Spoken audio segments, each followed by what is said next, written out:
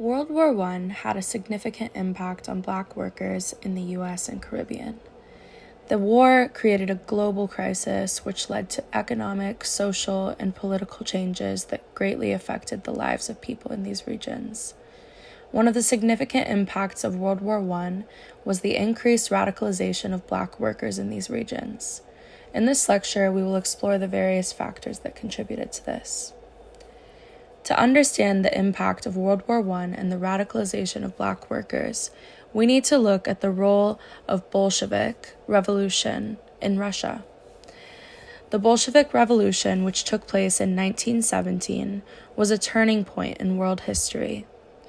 It marked the beginning of a new era, where the working class and oppressed peoples took center stage in the fight against capitalism and imperialism.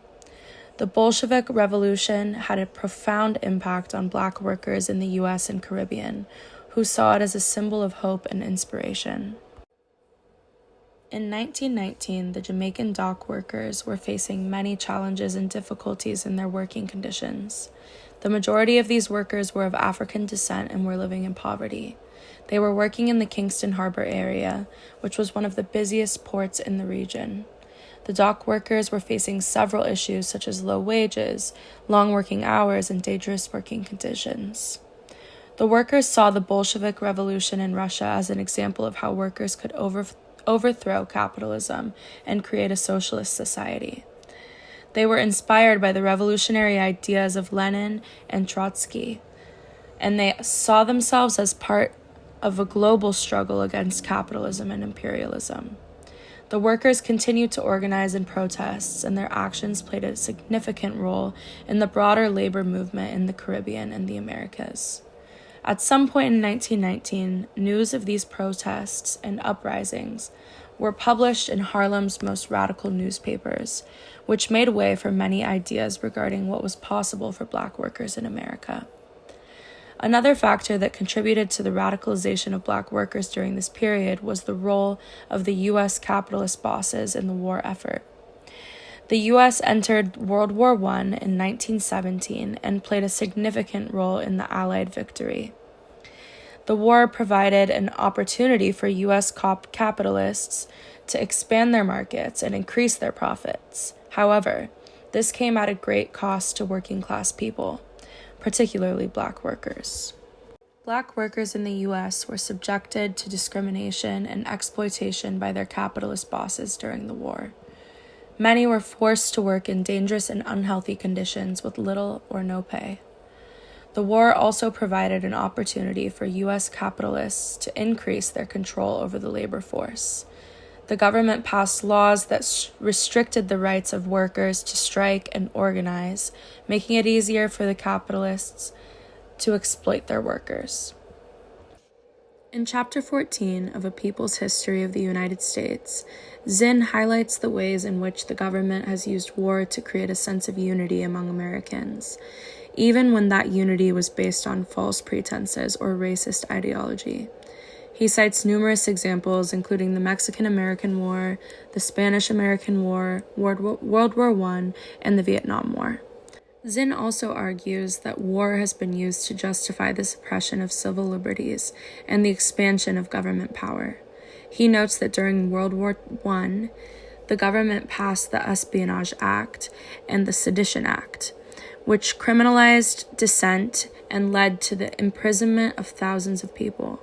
Similarly, during the Vietnam War, the government used the threat of communism to justify a wide range of anti-democratic measures, including warrantless wiretapping and the use of military force against American citizens.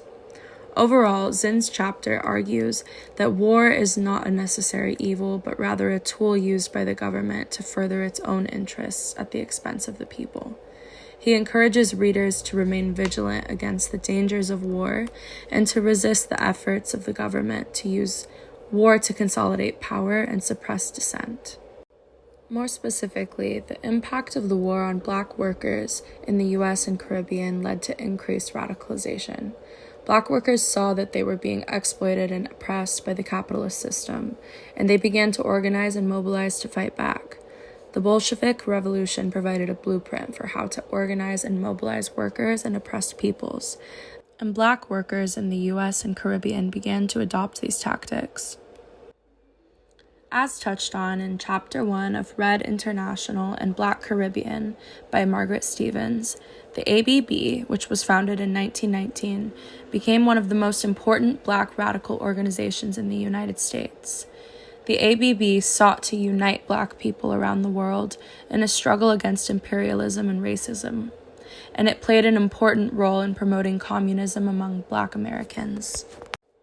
The chapter also discusses the role of Black communists in the Mexican Revolution of 1910 to 1920, which many saw as a model for revolutionary change in the United States and the Caribbean.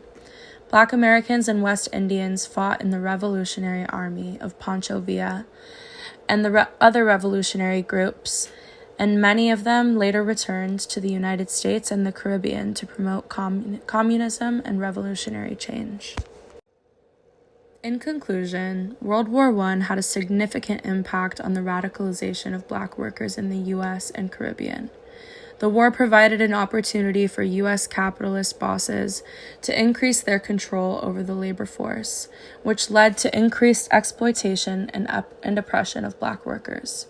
The Bolshevik Revolution provided a blueprint for how to organize and mobilize workers and oppressed peoples, which inspired Black workers in the U.S. and Caribbean to fight against their capitalist oppressors.